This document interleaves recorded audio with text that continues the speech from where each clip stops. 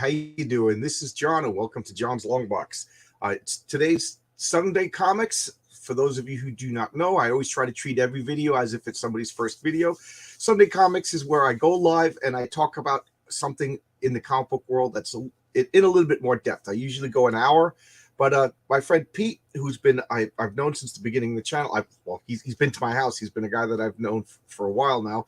I actually went to school with his wife since third grade. So he's one of the guys that helped me at the beginning. He was the first person I ever interviewed live on mic, and I was like, "Hey, let's come back. What would you like to talk about?" He's also into music, so I've been complaining that I don't know any new bands, so he's going to introduce me to a few new bands. And to introduce Pete, I think I'll break out my special "Here's Pete" theme music.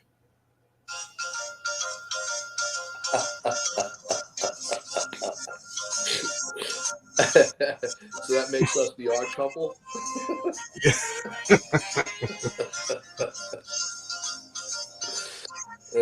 I'll let the viewers decide who's Felix and who's Oscar. Well, we should just say that my wife, who John's known since third grade, is the biggest Odd Couple fan probably on the planet. Yes, that's actively quotes the Odd Couple TV series several times throughout the week. Allison and I have been talking about the Odd Couple since third grade. Right. So if you grew up in the New York area, I think, and the Channel 11, right? I mean, twice a day, maybe the Odd Couple. It was on it like after dinner, like around 7:30 or something like that. It was like Barney Miller, the Honeymooners, the Odd Couple, or some sort of order, and then at like 11:30 at night. Actually, what my memory of Channel 11 is? 6 o'clock, Star Trek, the original series. Yep. One episode, usually when we were either just finishing dinner or maybe we were in the middle of dinner or whatever. Yep. And I always had a major problem with my parents where it was like, no, Star Trek's on. Yep. Channel 11, 6 p.m., Monday to Friday. Yep. I remember that. That was the introduction to Star Trek for me. Right? I mean, you memorized those episodes. Didn't even matter what was on. You watch it 100 times. So I thought, since this is our musical episode, I'll tell you my little Odd Couple musical story. I went to go see John Zorn. I forget what club it was. It was in Manhattan. Now, John Zorn, for those of you who do not know, he's a jazz guy, but he's an out there jazz guy. Avant-garde. Yeah, he's avant-garde. I grew up listening to punk rock and heavy metal, and then I was like, I want to get into jazz. And somebody was like, well, then you'd like John Zorn. So I bought the Naked City album. That was his band, and I was like, wow, this is out there. I really, really, I don't know how you feel about that. And I can understand if people don't like it, but like in one song, he'll go from heavy metal to jazz to like swing music to country music, and then back to heavy metal, and then like it'll all explode, and he'll pull it all together. The guy's very talented. So I was like, I got to go see this guy. So I'm in Manhattan. I'm in some club, and John Zorn is doing his nonsense, crazy music, loud as. I actually put earplugs in for the first time in my life, and here I'm going to punk rock shows and seeing bands and metal bands, but John Zorn made me put earplugs in. It was so freaking loud. Wow. So then in between songs, something went wrong. So he's filibustered on stage, and he goes, it's good to be back in New York, but things are different. He goes, you can't even get the Odd Couple on Channel 11 anymore. And he goes, you know what it is? And I just yelled out, it's Aristophanes. And he pointed at me. He just pointed, and he called me up on stage, and he autographed. He saw that I was wearing headphones. I had I was like, sometimes I get like a little nervous habit. I was holding the cardboard wrapper that the headphones came in, and he saw me twirling it, and he autographed it. So in my John Zorn CD is an autographed headphones by that's a great story. Yeah. You got up on stage. Yeah, he pulled me to the front of the stage. I didn't get up on stage, but he pulled me up to the stage, and reaches down. But you should have seen his face. Like, I stole his joke, but he was just happy that somebody got it, because he was about to say totally Aristophanes. That's great.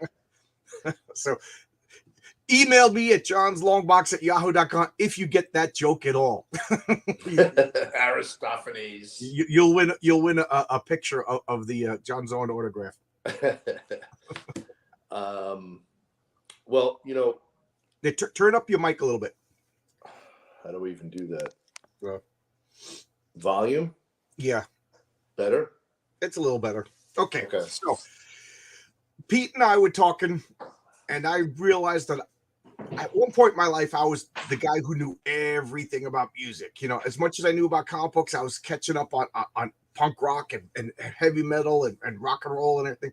And then somewhere along the line, I guess, you know, once you get a real job, I just had something had to go. And comic books never went, you know, board games never went, but I fell off the wagon. Is that the right excuse? Right expression. I fell off the wagon with music. And just recently I got my, you turned your mic off.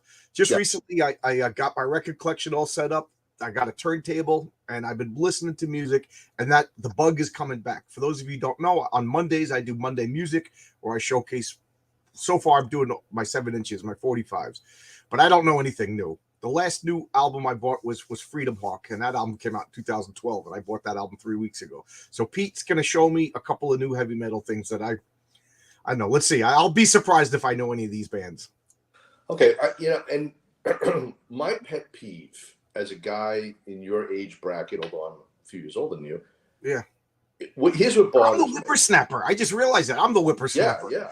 So this is one of my pet peeves about our age bracket, let's call it. I know so many people who hung out with high school, college, beyond that, whatever, who I would call music fans, that I went to shows with, who somehow get stuck in that time period. In other words, I'm content. I'm this person. I'm content to just listen to Led Zeppelin, The Who, The Beatles, and the Stones for the rest of my life. So even those are my four favorites. And even though those are my first loves, and I still listen to them, I can't get over the fact that just in the last, let's call it the 21st century, from 00 to today, the amount of tremendous music that's come out, in my opinion. And I can, and again, it's a good thing we're only going for an hour, because I could probably go for 5. I tried to limit myself. I can't get over, there's so much great music being made, not just in heavy metal, but let's call it metal and its subgenres. Okay. Doom metal, black metal, death metal, whatever, traditional heavy metal. There's stoner metal. There's so much of this great love music. Stoner metal.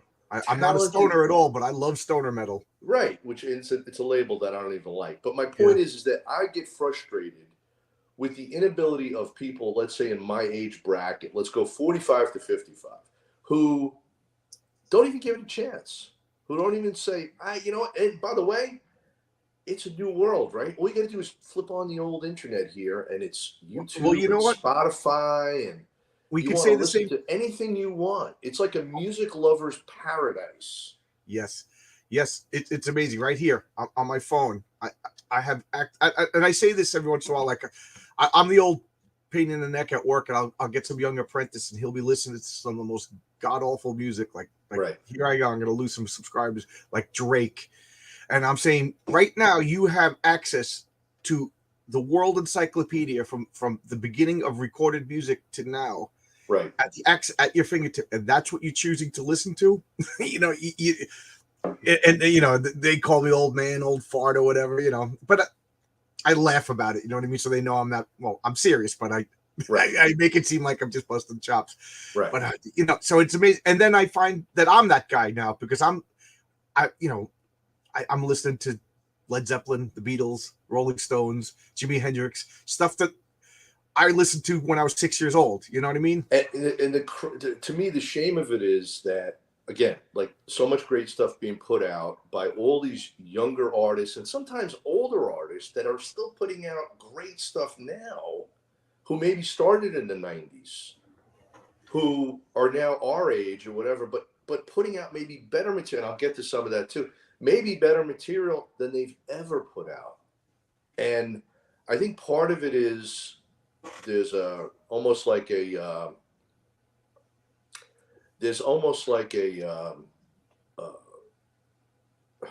wall or something that goes up when people hear metal, as an example, right? I can't listen to that, even though I'm a classic rock guy and I listen to Led Zeppelin and Deep Purple and The Who, whatever. Yeah, that's the foundational stuff. But you know what? Black Sabbath and Deep Purple and, you know, AC/DC and all that great stuff that we kind of have the foundation of, these guys built on. And now you've got, you know, just like I said, 16 different subgenres of great music. Hey, Pete, in the chat, I got Tony Dimes, and Tony Dimes, he's an electrician like myself. We worked together a few times. Great guy, and he's also been on Sunday Comics. We talked about the Silver Surfer one, but he also records rap music. Would it be? I know this me and you. Would you be okay if he came in too? And yeah, absolutely. You know, okay. Yeah. Hey, Tony, I'm going to send you a link if you're interested. I'll send you a link, and you can join us. All right, yeah. So go ahead. I'm gonna have to do my old man boomer stuff and figure out how to send a link to all right, you know, I'm going to start with a band. Like, this is all pretty much 21st century, right? But not everyone came out yesterday. So I'm going to kind of build up. In other words, I'll start with a band that I think is super accessible. If you're a person that I just described, you're a person that says, yeah, I love that classic rock stuff, but I don't really know about these new bands, and I haven't explored it, and for whatever reason. Okay, so I'm going to start with what I think should be more of a well-known band and is accessible music, and this is probably their best album, although they have a lot of great albums, and that's a band called Mastodon. Oh, okay. Okay, and this album came out in, I believe, 2000 and this is called Crack the Skye. So Mastodon released this in 2009. Okay, and this was their 4th studio album. And you can see, by the way, one of the pluses to me, and this should appeal to the comic book fans, is that a lot of these heavy metal bands or metal bands in general love their artwork. They love their album artwork. Yeah. Okay, and Mastodon is like the poster child for really cool album covers with great artwork. That's the front of Crack the Skye. I took the booklet out of it so we'd have less glare. So to me, this is a kind of maybe could sound like a nutty statement, but first of all, this is considered a prog metal band, right? Because they have progressive elements. What I would say about Mastodon is considered prog metal? Yes. That's funny. It shows you how much I know. I consider them this band I actually know about. A bunch of people that I respect their opinion would talk about Mastodon, and so I listened to a bunch of them, and I gotta say I like it. I like it a lot, actually. Okay. Well, and they show up on my why can't I freaking Pandora? Okay.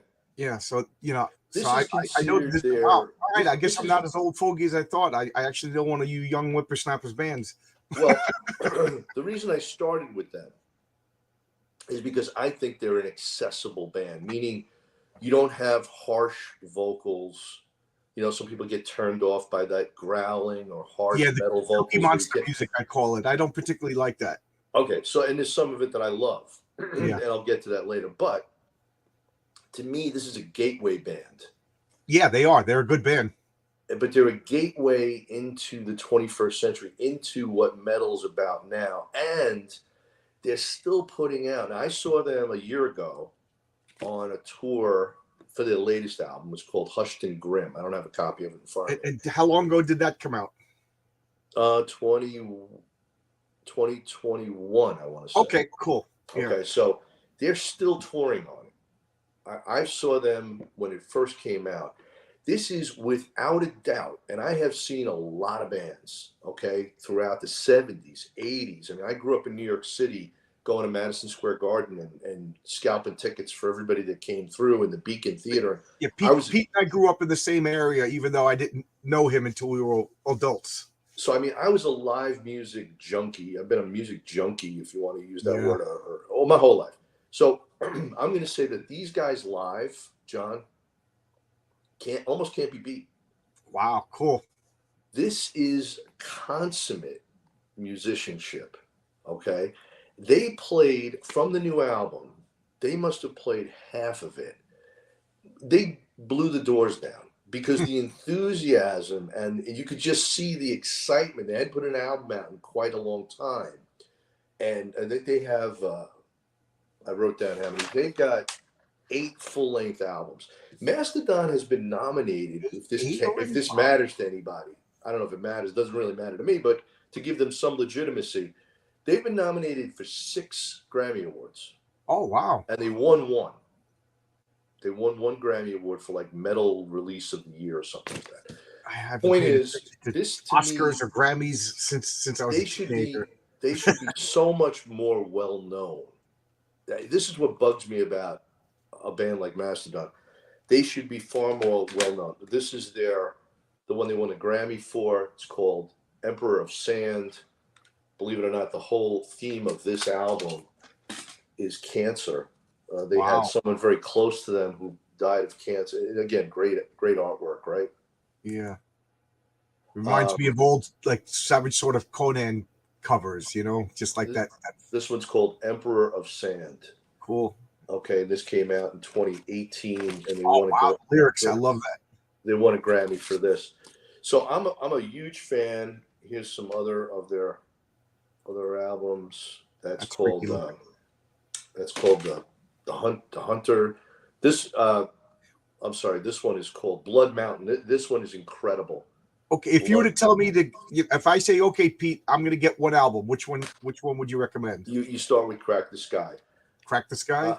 Not to be, to me, and I'll get to something later, like a classic album. This is almost maybe I'm getting ahead of myself. This is almost like the dark side of the moon for the 21st century. That's how great, in my opinion, my humble opinion, that's how great this album, the more you listen to it, the deeper you get into it, the more you can't even believe what you're hearing. These guys are consummate musicians, and I just think that they should be much more well known. And what I like about them also, again, they're an entry-level band in terms of that classic rock listener who maybe hasn't explored metal at all. And can't get into some of these other ones I'm going to mention, which are extreme metal bands that I happen to love. But this band, to me, is a gateway band. They're the band that can get you into. You're getting that toes in the water.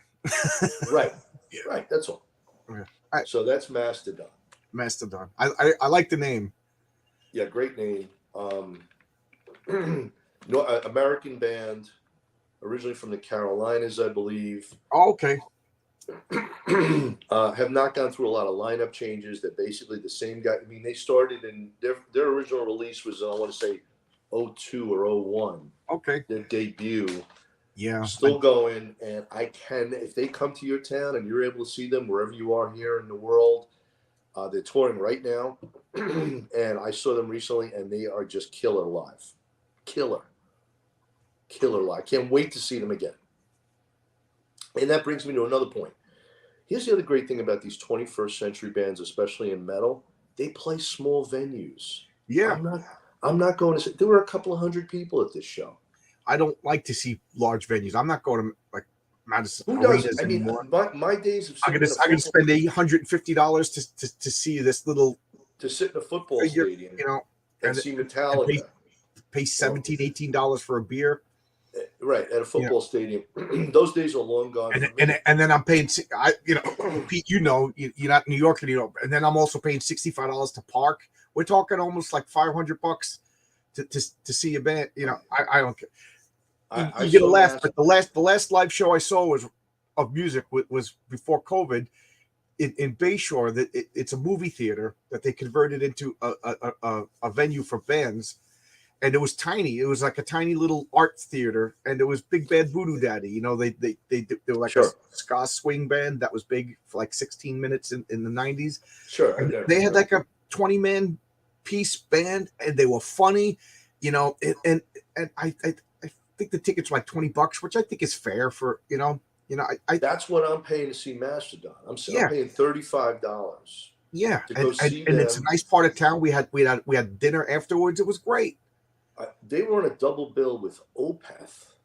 It was a band that I also love. I couldn't even believe, excuse me, that I saw these two together for $35 and not paid for parking here in Arizona. By the way, so I'm a recent Arizona resident. The small club scene here, Phoenix, Scottsdale, Mesa, is off the hook. Yes. Great little clubs to go see bands. And it's good because that's like Scottsdale, and that Scottsdale area, it's in, you know, it's in between LA and New York. So a lot of the bands, they all stop there, you know. So exactly. You know, that was the thing when I lived in Albuquerque. It's funny, all the big bands, well, at the time I was really into punk, they would all stop in Albuquerque. Well, you know, there you go, and they still do. Yeah, and then of course the next stop is over there in Arizona. So yeah, you get amazing, and Albuquerque, and I don't know about Scottsdale. It only had small venues, so like the biggest bands, if they wanted to play, they were playing in small. It was fun, you know. And there is nothing better than seeing a band. I saw Immolation, another death metal band, at a club. John, they put them, so there's an upstairs and a downstairs to this small club in Mesa. It's called the Nile. And they're part of the club, they call it the Nile Underground. When I bought the tickets, I had never been there. I didn't know anything about it. I knew it was looked like a movie theater that had been converted. Yeah, I love that. And I'm going to see Immolation. Now, I'm going off topic here, but Immolation is a legendary death metal band from Yonkers, New York, as a matter of fact. And they are an extreme metal, death metal band, but they are tremendous. They stuck them in the basement of this club. I stood 10 feet from the band. Cool. And I'm telling you right now, the tickets were $22. Yeah. And here I am. I'm thinking to myself, I'm in my glory. I'm in my absolute glory. I'm seeing a band that I love. I am 10 feet away. It wasn't even an elevated stage. They were on the floor. Oh, wow. I couldn't even believe it. I'm standing there before the show started. I'm talking to no warm-up. Oh, yeah, no, I'm sorry. There was a warm-up. There was a very good warm-up. And I'm talking to some stranger who I just, you stand next to people, you start to chat a little bit. I'm by myself.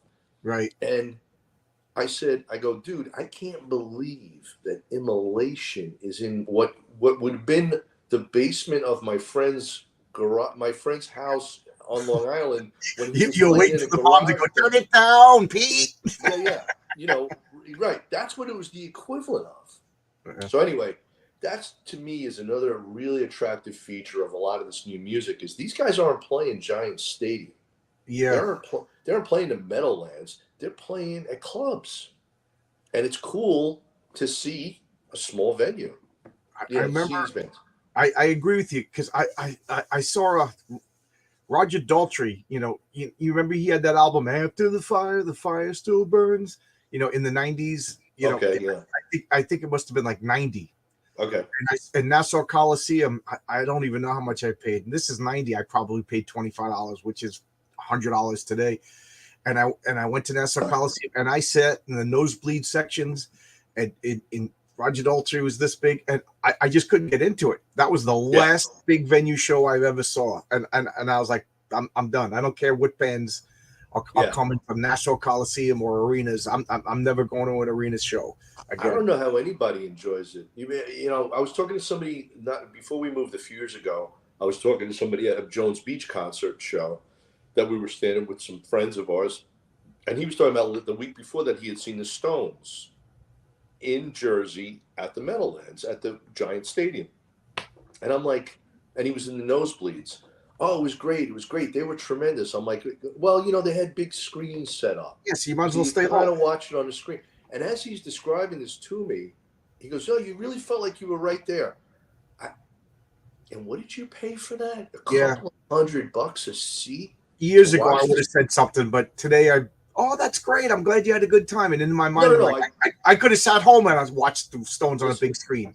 I'm a Stones fan. I would have never crapped on this at all. But in the back of my mind, I'm going, you couldn't have got me there for love or money. Not for that. Yeah, to sit in the nosebleeds of a football stadium.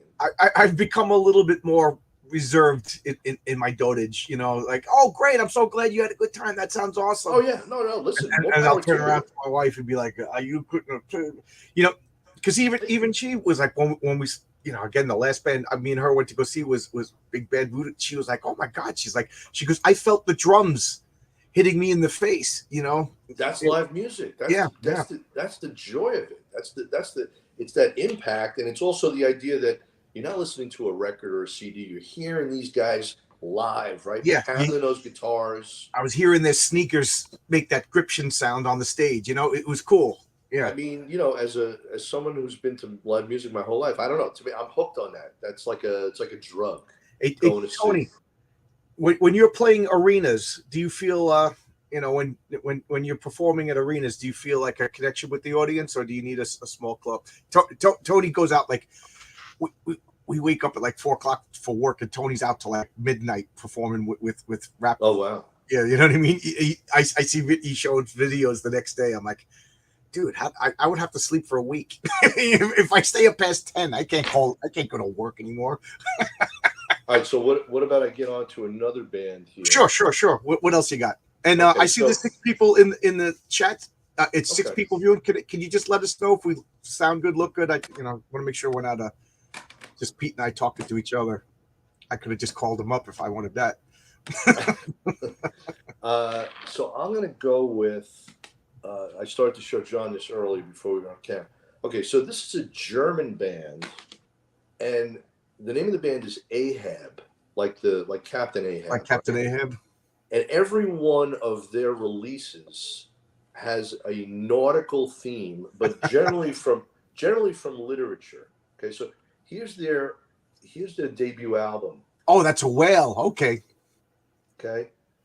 The debut album was called The Call of the Wrtched Sea. And every song on here is almost like a chapter from Moby Dick. Okay. Now, that's a book I got to read. I got a copy of it, and I haven't read it yet. All right. So, yeah. So, classic literature, right? So, okay. Yeah. So Ahab came out in 2004. They've got 5 full-length albums out. Their debut is probably among their best, if not their best. People always start with their debut. Just this year, and this had been the first release in like 6 or 7 years. They hadn't put out an album, okay, which is amazing to me because, again, back in the day, guys, if you weren't putting out an album every year and touring on it, you were lost. Yeah. Right. So this is called The Coral Tombs, and this is 20,000 Leagues Under the Sea. One of my favorite books. Captain Nemo is my favorite character from classic literature. And the name of this album is the Coral Tombs. Oh, okay. Okay. Yeah, that's when the sailors, they all put on like their diving bell out, and they buried one of their sailors that died. Yep, that's exactly an image from what I almost said Jules Verne, but it is Jules Verne. It's Jules Verne. Jeez. It is Jules Verne. Yeah. Okay. I always get him and Ahab gets labeled. Well, doom metal, right? Doom. Why? Because big doomy riffs, like thunderous drums, really big, guitar sounds that sound like they're like a symphony almost, right? Boom, boom, boom. I mean, that's kind of like I wish YouTube would let us play music, but for those of you who are curious why we're not playing this, if I play music, I get shut down. Well, I'm reminded of a Frank Zappa quote where he said he was criticizing music critics, and he said writing about music is like dancing about art. And so it's like, I'm sitting here trying to describe to you. Yeah, I know. We're doing a music thing with one hand tied behind our back. Difficult to describe. What I would say about Ahab is, and one of my things that I find that draws me to bands is uniqueness. Right? They're just not. There is no one that sounds like Ahab. Okay, there is no one that I have listened to. Do they sing in German or do they sing in English? No, absolutely in English. Okay. Absolutely in English. They're a German band. Some of the vocals will be what we call clean singing, which is traditional. You can understand the lyrics, and then there's some growling, kind of heavy metal, death metal kind of vibe to it. But again, not overdone. What else could I say about Ahab? Very emotional. The arrangements, the music is very complex. I wrote down, kind of like thunderous. Pete does his homework. Last time he was on, he had notes for Daredevil. you do your homework. Well, I want to be prepared. So Ahab, they've got 5 full lengths. This is the debut. This is the latest. This came out this year. This is a brand new album, and it is absolutely tremendous. The song Rodin's got your back over here. He says he's seen them live and they're good. Saw Ahab? Yeah, right. Rodin, you're saying you saw Ahab live? Where'd you see them, Rodin? Let's see where you. Because I'm dying to see Ahab. Ahab hasn't toured in the U.S. in a really long time, so good for him if it's Ahab he's talking about. Or maybe he's talking about Mastodon. I don't know. So, John, check out the song titles, and then I'll move on to something else. Professor Aronnax. Oh, okay. Descent into the Vast Oceans. Yeah, Professor Aronnax is the narrator of 20,000 Leagues Under the Sea. So that's the first track. Yeah, okay. Colossus of the Liquid Graves is the second track. Mobilis in Mobili is the third track, which is one of the standout tracks on the album. I think that's the name of one of the chapters in the book. Right. So these guys, the Maelstrom, a coral tomb, the sea as a desert. So those are the song titles on Coral Tombs. And, again, can't recommend these guys enough. Cool. You could start with the latest and go backwards. When we're done, could you just send me like a private message with the name of all the bands, and I'll put links in the descriptions for anybody who could go back and actually listen to them. Yeah, yeah. Or I could put it in the comments myself or whatever. Sure. Well, if you put it in the I want to put it in the description. Description, so I can actually put links. I don't know if you can put links in the comments. Okay. Yeah, I'll send it to you. Okay. I'm not a boomer. I just look like one. Now, do I go back? Okay, so I have so many here to talk about, but cool. I'm going to go with this one because this is fun for me. This is I don't have to. No, it's cool. I love it. I'm enjoying it. Yeah. It's like my wife said to me this morning. She's like, "You're going to be in your glory because you talk." She goes, "I don't want to hear about this stuff. You need to talk to somebody about it." I know. I've been telling my wife about my YouTube channel, and bless her heart, she's been patient, and and she gives me the same look that I give her when she talks about Hallmark channels. So that's listening at each other, right? We're going to continue our trip around the world. How about this one? Australia. This is a metal band from Australia. Australia doesn't exist. Okay, and the name of this band is Nay. I'm not even sure. I think people pronounce it Nay. That's one word. Obliviscaris. Okay, yeah. This is their latest. It's called. That's not pretentious in the slightest.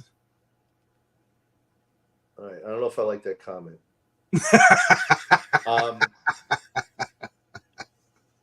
And this is their latest. It's called Exul. Exul.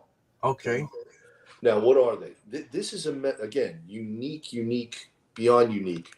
How about a metal band that's got a violin and a cello that take lead, almost like a lead guitar? Instead of a lead guitar, although they have plenty of guitars in this album, they'll have a violin that will overpower, or a cello that will overpower a song. Okay, that's pretty cool. And these guys, this is only their 4th full length, and they've been around since 2003. Okay. In 20 years, which I find a little bit amazing. In 20 years, they've put out 4 full length albums. That's not a lot. This may be all right. So the debut is my favorite. The debut is called The Portal of I, the letter I. This is this year. This is a brand new. Oh wow!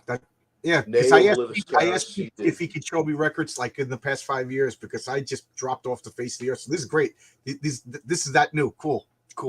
Brand new. This is out a few months. However, it's also so they're Australian. Are they like AC/DC or Men at Work? Neither. So, I'm talking violins and cello inside of a metal album. So you got that does sound cool though. A very unique listening experience. They're going to tour this year in the United States for the first time maybe in a decade. Okay, They cool. never tour here. This has been circled in my calendar. They're going to play near me. I can't even tell you how excited I am to go see these guys. And I can only imagine you bringing Allison and her just sitting there, like looking like grumpy cat. No, this is a solo. This is a solo. It's definitely a solo endeavor. Just so the audience knows, what does she listen to? Like the Cowsills and in the Partridge Family? What is? We have some. Look, because I can listen to kind of country. She's very big into country now, and I can listen to some of it. But going back, old school country, I can't listen to. She was into, like, say, growing up, like 10,000 Maniacs. That kind of LIR-ish kind of stuff, which she may still listen to a little bit. I like Natalie Merchant an awful lot. She went to see Natalie Merchant. It's a whole story talking about getting dragged up on stage. My daughter, Madeline, when she was like 8 or 9 years old, got pulled up on stage with Natalie Merchant at Town Hall in New York City to read a poem. Oh, cool. Because Allison had taken Madeline as a little kid to see Natalie Merchant, and they were sitting second row. And Natalie Merchant looks down. She goes, "I need someone to read." And she calls my daughter up. Oh, cool. That's so anyway. So she's into 10,000 Maniacs. Lately, she's into a lot of country. This stuff, forget it. I can't even play this when she's in the house. Oh, that's a cool cover. Yeah, this is the booklet. Oh, that's the booklet. Okay. To Exul. Okay. Now, to describe these guys, it's almost impossible to me to describe. I mentioned the violin and the cello. Again, consummate musicians, symphonic sounding metal. One of these things that you listen to it the first time and you go, I don't know. I would think that most people's reaction is, I don't know if this is for me. And to me, it's like hearing Mozart. It's like hearing this tremendous symphony. I mean, I have so much respect for these guys and what they do, because they're doing stuff that nobody's doing. This is completely apart. You talk about John Zorn as an example, right?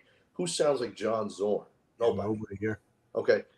I'm not saying they're John Zorn. What I'm saying is they're unique in the genre. Yeah, they're their own thing. They're I wrote it. You saw. We're just trying to be clear. Who did you see? Did you saw Mastodon or you saw Ahab? I can't pronounce it. Ahab. Yeah.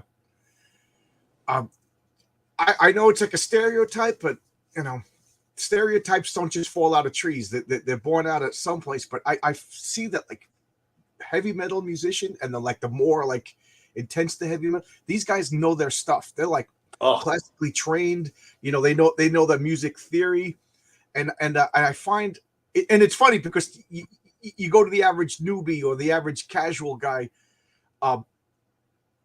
The stereotype is, heavy metal guys are a bunch of dummies and they apes or whatever. But the heavy metal musicians, I think, are probably the most serious. Like if not for like a sort of events, they would be in an orchestra doing like classical music, but they went this way and they do it right. I mean, these guys aren't just banging on their instrument like right. And here's the other thing that I find frustrating: the average guy, the average classic rock guy, let's say in our age bracket, who says, "Oh, heavy metal, oh, Judas Priest, oh, Black Sabbath." Yeah, but this is a different breed. Judas Priest and Black Sabbath are awesome. They're awesome. I love them. But I love them. I don't want to sound pretentious, but they're older than me. Here's my shirt for the day. Yeah, okay, maybe one of my favorite albums of all clear time. The record. I love those bands. Those are awesome bands. But man does not live by bread alone, as my hair goes crazy. Right. So a band like this, or Mastodon, or Ahab, they're getting short shrift, if you understand what I mean, right? They're just not getting that fan base that they should be getting. And my argument is, if you like that, you're gonna like this. You just got to give it a little bit of a chance. Yeah. I work big venues as an electrician, and I had to wire up Beyonce, and it's just understood. You don't badmouth the performance while you're there. You know what I mean? Mm-hmm. I'm getting paid overtime. I'm making good money. It's just not good. It's just a, you know, bad form to say. But I got to say, when I came home, I was just like, I never met Beyonce. You know, I'm not going to say anything about her personally. That's not right. But man, was that music bad? You know, and the musicians, I don't even want to call them musicians. It almost, I'm not even joking. I think it was like pre-recorded, you know. And then another band that I didn't know anything about. Isn't it? It was a spectacle. It wasn't music though. This was all lights, you know. She trickery and stuff like that. You know, she was a good show woman, you know. But I'm just talking about the music itself. I just thought it was so dull. And then, a couple months later, was it P.T. Barnum that said no one ever went broke underestimating the American public? Yeah, something like that. I just to give the other side of the coin. I never heard of this band. Just maybe in casual. I was doing the same exact thing for the Zach Brown band. Sure. You know, not particularly my type of music. And we're all wired up, and now everything's done. And my job is to just, if the power goes out during the show, they got to grab electricians and get it going again. So now I'm just able to watch the show. So now it's like before showtime, and the guitarist is up there playing, you know, and I think he's doing heavy metal riffs just to get warmed up or to test it, because it didn't sound like anything that they played later. And I was just mesmerized watching this guy play. You know, and there's a guy right next to me. You know, it's you told me. I remember the story. To this guy next to me, and I go like, man, the ability to play an instrument is a gift from God. Like it I think that is the closest to the language of the angels that we mere mortals can. You know, I got like all poetic and everything like that. Totally agree. And the guy looks at me and he goes, "Yeah, man." You know, he goes, "Do you play an instrument?" I go, "No, I wish I tried. I just don't." He goes, "Don't give up, man. Playing music is a gift." And I'm thinking, oh, well, so I go, really? Do you play an instrument? He goes, yeah, I'm Zach Brown. I'm sitting here talking to Zach Brown. I didn't recognize him. I go, I'm sorry, dude, I didn't know. And I have his shirt on because I'm part of the staff. I go, dude, I'm sorry, I never heard of you before. But you know what? I'm definitely checking you out. He was a pleasure to talk to. Wasn't that at City Field? Because I think I remember this story. Oh, I told you already? Yeah. But it was at City Field, right? Yeah, that was at City Field. Yeah. He was a pleasure. That's a great story. Yeah, we shaking hands, and it's funny. I turn around, and my foreman's like this, like, what the hell? Get that guy away from the tell. He's gonna say something stupid.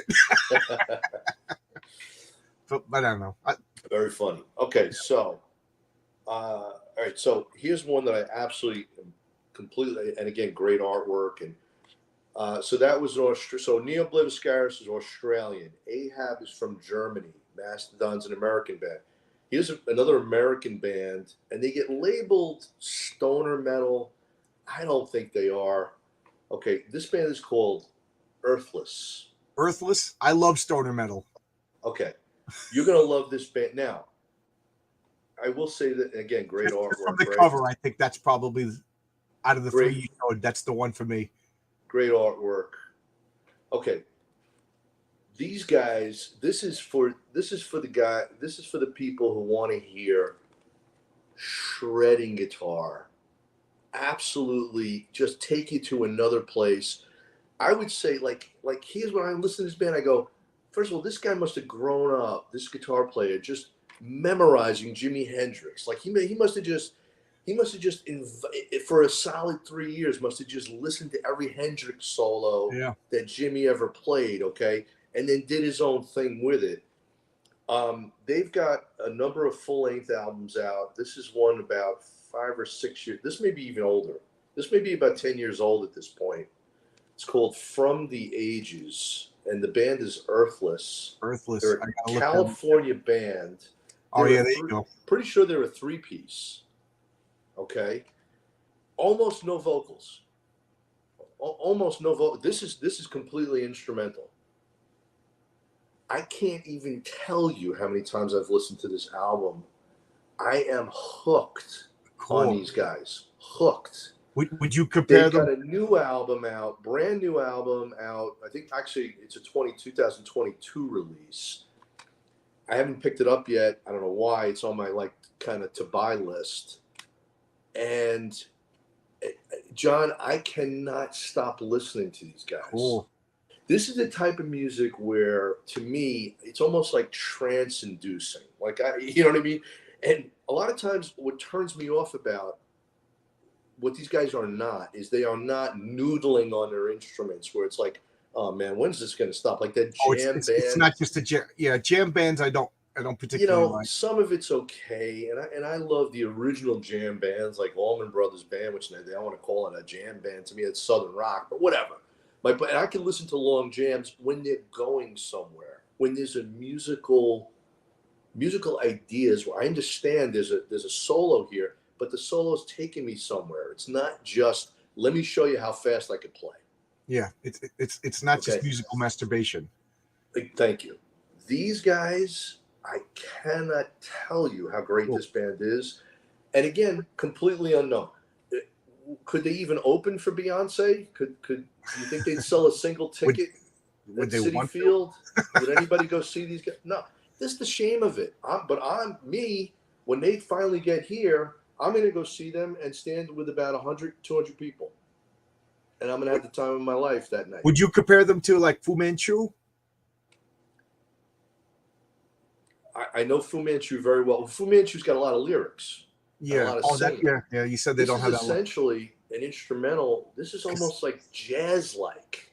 Oh, okay. I gotta give it a try. There are jazz rock elements to what these guys do, and at the same time, I can't keep coming back to a Jimi Hendrix or a Stevie Ray Vaughan or just these tremendous musicians that these guys are, and their latest is really, really good. And I haven't picked it up yet. I've only streamed it about 9,000 times, but I haven't picked up the CD yet. And that came out a year ago. Okay. So again, cool thing about bands like this is you're going to be able to see them. Yes. You can go see Earthless, and you can pay $25 and have the time of your life in a small club. Yeah. Yeah. Okay, so that's my. I know my. Hopefully, my enthusiasm. I'm hoping I'm not just rambling here. No. I'm very enthusiastic about a lot of these new bands. I like hearing what people's enthusiasm. Like if you were talking about typewriters and how you just got a brand new typewriter and you enthusiastic, I'd be like, wow, that is great. You know what I mean? Now here's one. Now this is going to be really niche. I don't know. Niche, yeah. This I thought of John Bua because I'm watching John's. That guy's a jerk. What's that? I'm watching your punk rock Monday morning musical Monday. Yeah. And you're pulling out, the Crumbsuckers and everybody else, and a lot of those punk bands. I liked a lot of them back in the day, but okay, this is a band. First of all, look, how about that album cover? Yeah. No writing, right? No. That's the back. Okay, this band. This is a little wild. This band looks like a horror movie poster. If you're a punk rock fan, okay, they call these guys in this genre of metal grindcore. Okay. Bizarre. Punk, to me,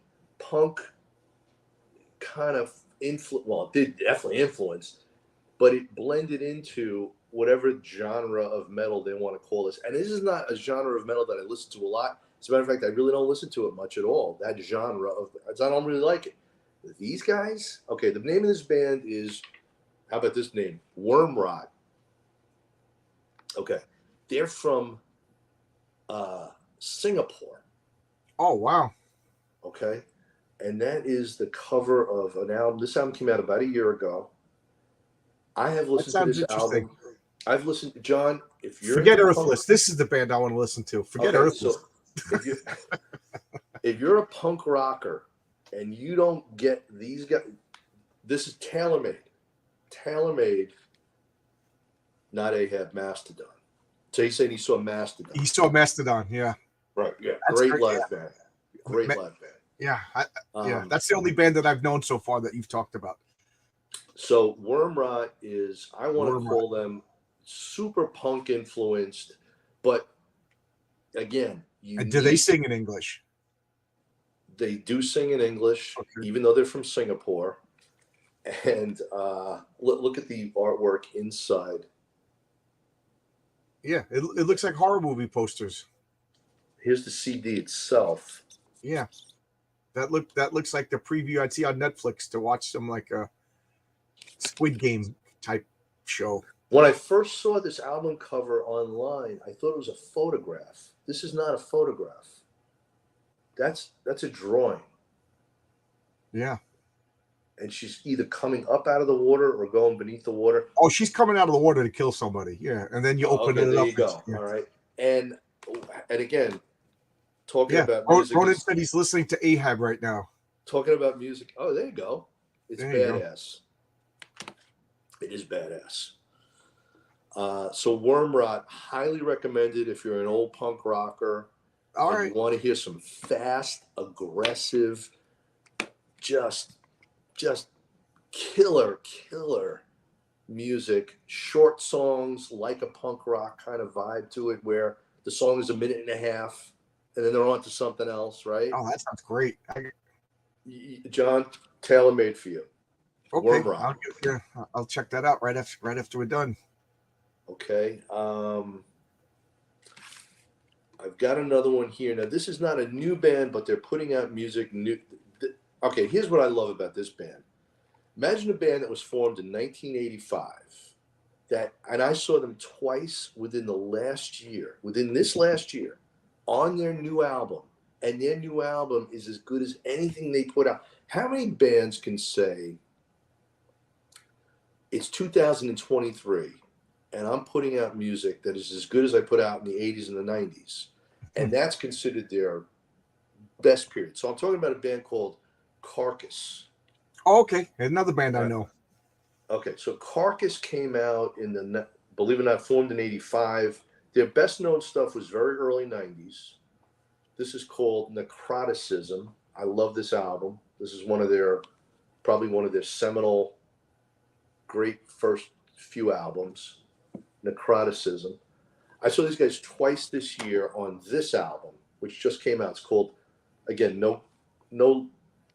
just artwork. Yeah. And this is called Torn Arteries is the name of this album. Okay. And this is Carcass. Is the inside of the CD. Yeah. Now Carcass. Where are they from? They're not a New York band, are they? They're from the UK. Oh, they're from the UK. Okay. Two of the original members, Bill Steer and Jeff Walker. There you go. You got somebody else on your back of the. There you go. Carcass. One of the greatest albums ever. I agree.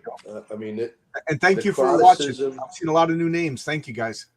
That's cool. Necroticism is easily one of my favorite metal albums of all time. And what's amazing, again, this came out a year or so ago, 2 years ago on Nuclear Blast.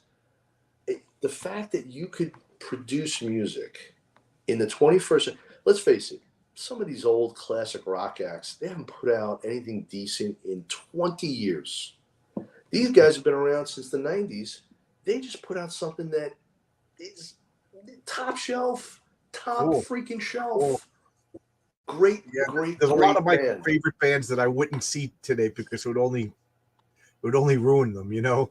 Yeah, I mean, again, not to knock, I don't know, a Judas Priest as an example. They put out some decent stuff in the last couple of years, but they're never going to put out, another Screaming for Vengeance, right? That's not coming out of Judas Priest at this point in time. It's just not. Half of the guys are gone. Have you seen Guns N' Roses lately? I was never a fan, and I was never a fan, but that's it. Axl Rose, it's embarrassing. I met the man. I'm not going to be anything personal, but dude, you can't sing anymore. You can't sing. You had a unique voice at the high point of your career. It's embarrassing, and that's what to me makes a band like Carcass so incredible. I've seen John. Since I'm in Arizona, I've only here a year and a half. I've seen them twice. Really? Small clubs. Two different small clubs. I saw them on a bill with a couple of really, really extreme death metal bands. You probably, forget it. Friends of mine, my wife, whatever, they would just laugh at me that I was at these shows because I'm probably like one of the oldest guys at the That's show. my question. I was going to ask you: Are you the average age, or you do see some people? You turn around and everybody looks 12. I mean, everybody younger than me looks 12.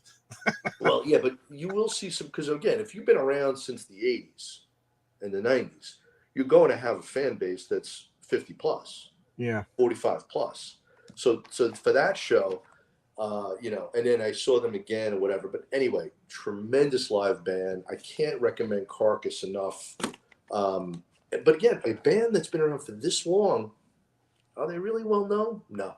No, yeah, I mean, I knew them, but then again, back in their heyday, that's when I was into it. You know what I mean? I was actively seeking up. I would be surprised. I probably have a Carcass CD upstairs. Yeah, yeah.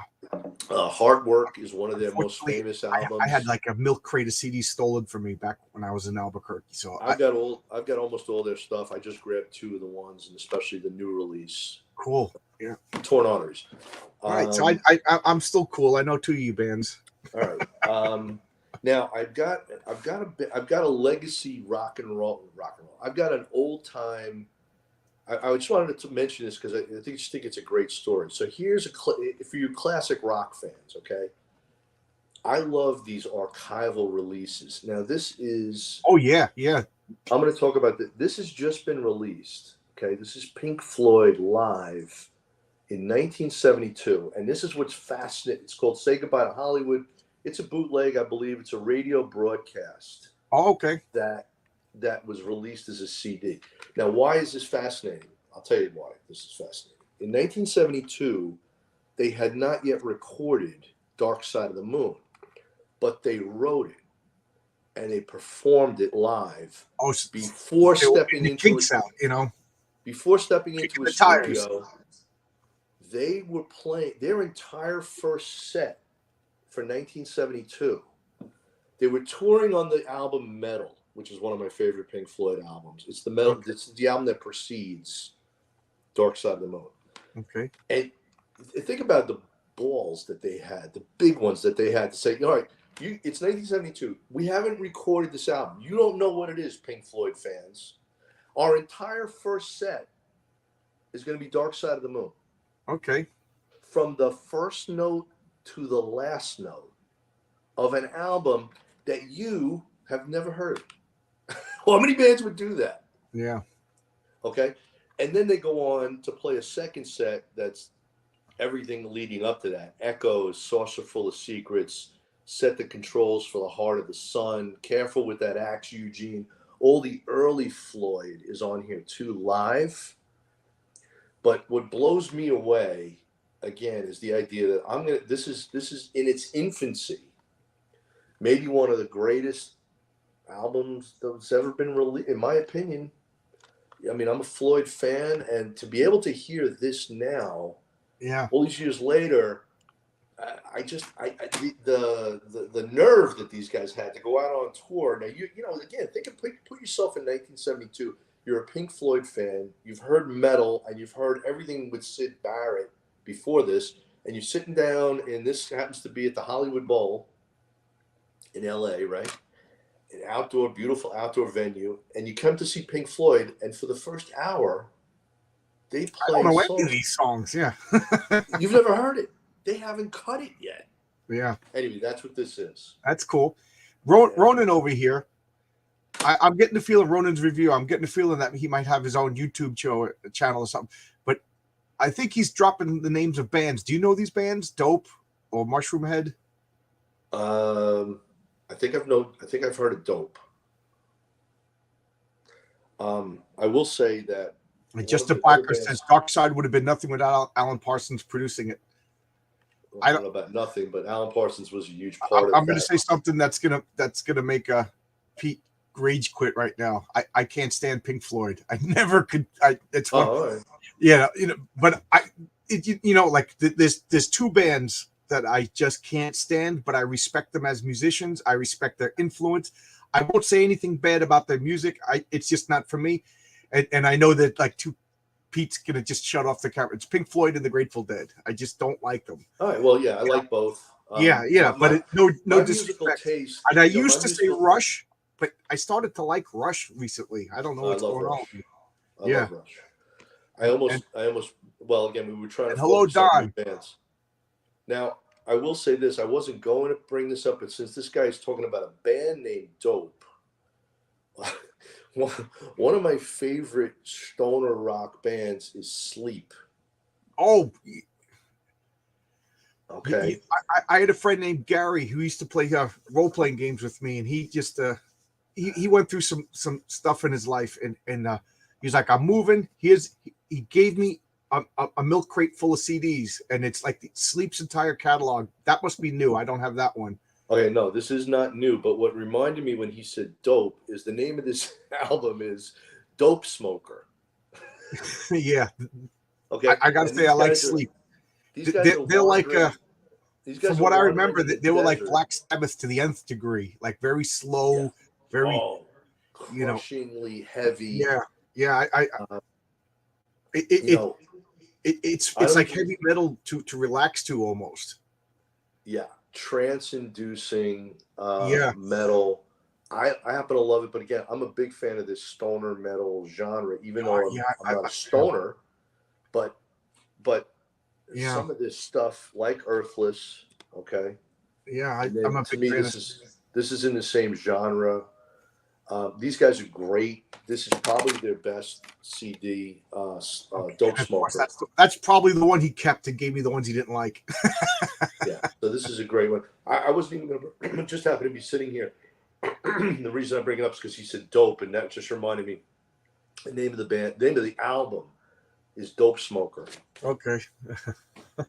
All right, so I just thought I'd throw out for your classic rock fans, if you are into them, this is great. And then so I've got one or two more, unless you want to wrap it up. We're just about an hour. Yeah, give me one more. Give me one more. I usually try to do a hard hour because I feel like we'll end when we still got it. Johnny Cash. Yeah. I was going to do two different ones. Sure. I'm trying to decide, but I'll give you this one only because I think it's more accessible. All right, this is a death metal band called Blood Incantation. I think they're tremendous. I'm not gonna go on and on about them. Yeah, take it out of the plastic. In the world of death metal, some of it I can't stand. Some of it is derivative and all sounds the same. How about this for an album cover, by the way, John? Check out the. Yeah, I'm trying to. That is trippy. Okay. The alien on the cover of this is. Dude, I can't. Right, so this is their logo. Indecipherable. This says Blood Incantation, believe it or not. If you told me attention Walmart shoppers, I would have believed you. The name of this album, this is another one that flips me out. The name of this album is Hidden History of the Human Race. If you're into death metal and you want to hear what's going on today, like modern, like guys that are at the cutting edge, trippy, sci-fi lyrics, spacey, again, trance-inducing, but great stuff going on. Blood Incantation is a tremendous band. They've got 2 or 3 albums out. This one's a few years old. They've got something new coming out soon. I think they're great. I wasn't really going to mention them, but I'm just going to throw them out there because I got them sitting here. And then in the world, again, of kind of like stoner, and this will be the last one I talk about. This is a band called Elder, and this is this release is a few years ago. It's called Omens, and again, very unique, very out there. I hate to use these terms of space rock. They're a metal genre. Right? There's all these metal genres. Doom for Ahab. Stoner. I almost find it silly that they take metal and divide it up into these like little microscopic genres. That this is an American band. I think they're very, very good. Elder Omens is the name of this release, and we'll like I said, I'll send you some of the links to some of the stuff. Justin Backer also, he's impressed. He says Pete's pulling out unknown ones. That's a true metal fan right there. Well, you want to know how much of a metal fan Pete is? He pulled out all his hair. He was like, that's what happened. I couldn't take it. I was so crazed I couldn't even take it. So that's that. I just gave you some, and like I said, if we did this again next week, I could probably show you 17 more new ones. But that's we'll come back.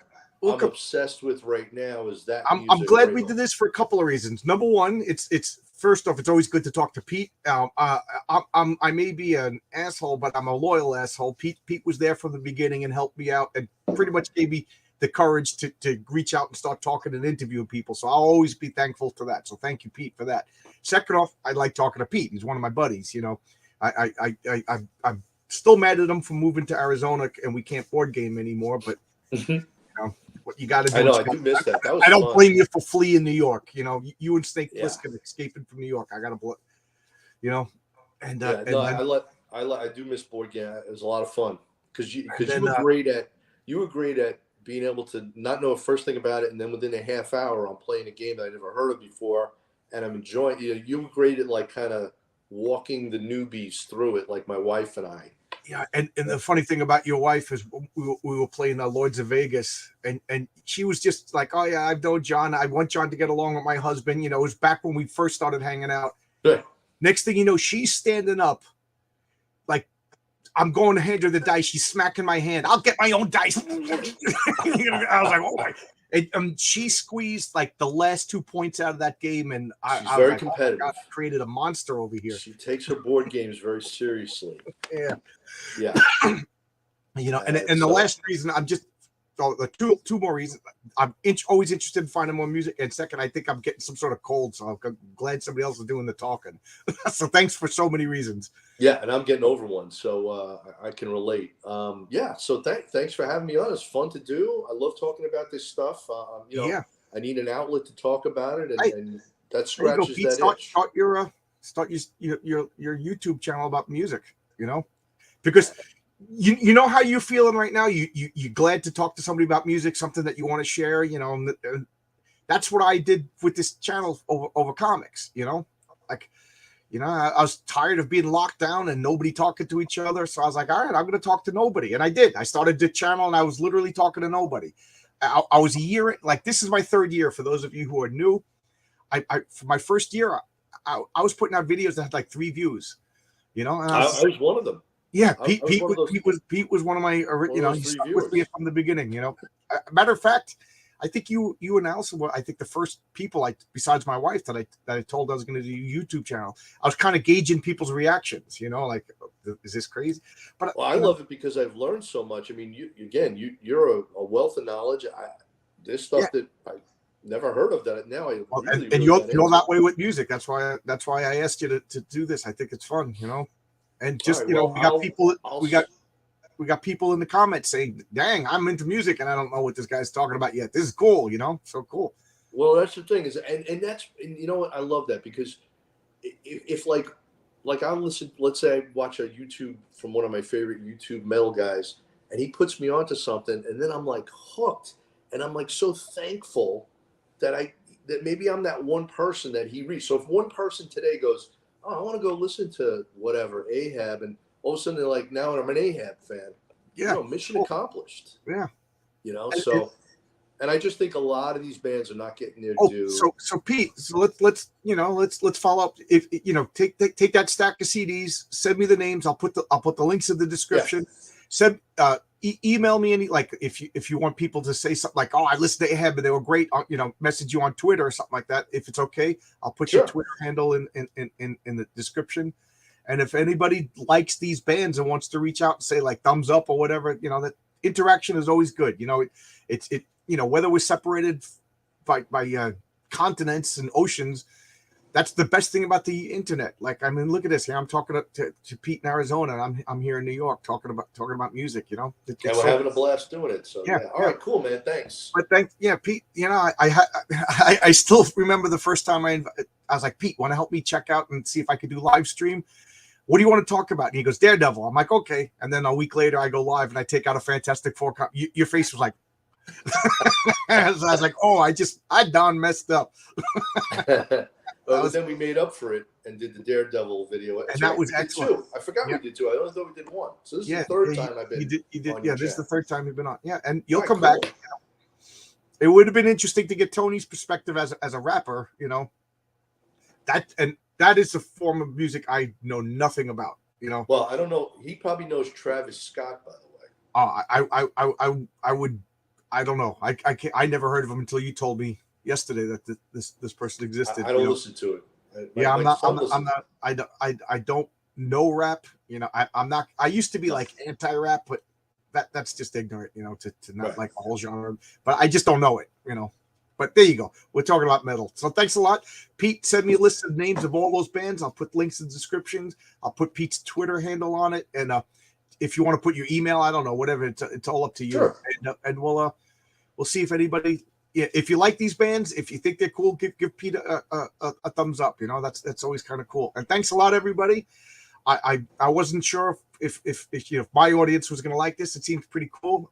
If you want me to do other stuff like this, you know, say so in the comments. Say, you know, I always put my access to my Twitter and email and everything like that. So you know how to reach me. I'm babbling now, so I'll stop. Pete, you want to take us out? Anything you want to say? Just really like doing it, and thanks so much. Yeah, thanks a lot, guys. And bye-bye, everybody. I got to go get my eggs and bacon now. Bye-bye. Okay.